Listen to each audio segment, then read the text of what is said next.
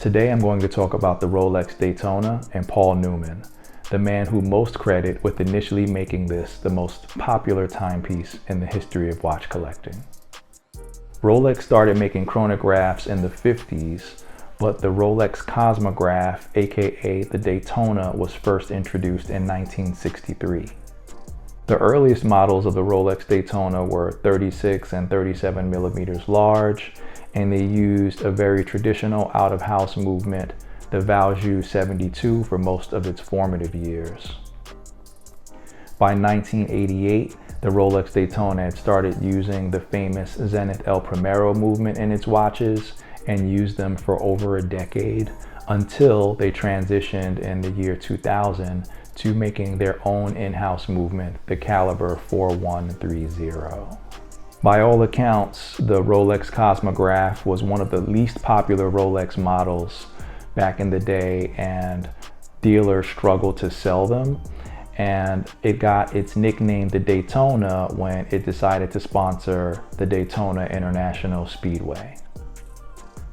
So if you're 40 years old or older, you can probably recall at least one film starring Paul Newman. If you're younger than that, maybe not. Paul Newman was an award-winning actor who had Oscars, Emmys, Golden Globes, and more. He was also an entrepreneur and philanthropist, and he actually was a race car driver as well, which is pretty apropos.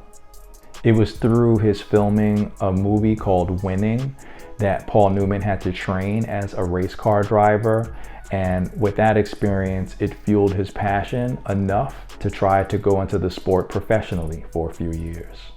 My experiences with Paul Newman came through seeing Butch Cassidy and the Sundance Kid, The Color of Money with Tom Cruise. I really loved that film. And one of my favorite movies by Tom Hanks, The Road to Perdition.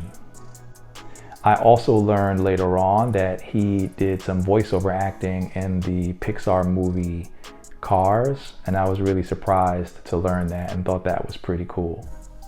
At some point in the 80s, Italian collectors dubbed the Rolex Daytona the Paul Newman based on a few iterations of these exotic dials that were Art Deco inspired. In 2017, Paul Newman's personal Rolex Daytona fetched almost $18 million at auction. For a long time, it held the record for watch sales at auction. Are you a fan of Paul Newman? If so, let me know what your favorite Paul Newman film is in the comments.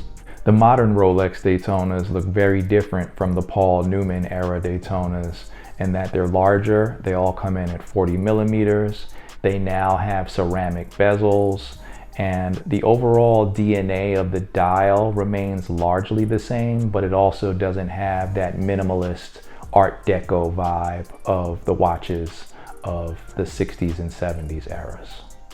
Out of all of the Rolex models, the Rolex Daytona actually isn't one of my favorite. I can think of several other models that I would personally take before the Rolex Daytona if there wasn't so much hype around that model. But of course, as a watch collector, if I managed to get my hands on one, I'd jump at the chance because it would be like I captured a unicorn being ridden by a leprechaun, having that watch in my collection.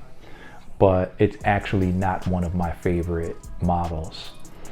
I actually prefer aesthetically the minimalist dial of the Paul Newman Daytona, but I do like the ceramic bezel of the modern era Daytona. Considering this is the 60th year anniversary of the Rolex Daytona, I wonder if Rolex will be releasing a new design iteration of the famous model. If they do release a new iteration of the Rolex Daytona, we'll probably get to see it at this year's Watches and Wonders. Are you a fan of the Rolex Daytona? If so, let me know what your favorite model is in the comments. And if you're not the biggest fan of the Daytona, let me know that in the comments as well. Until next time.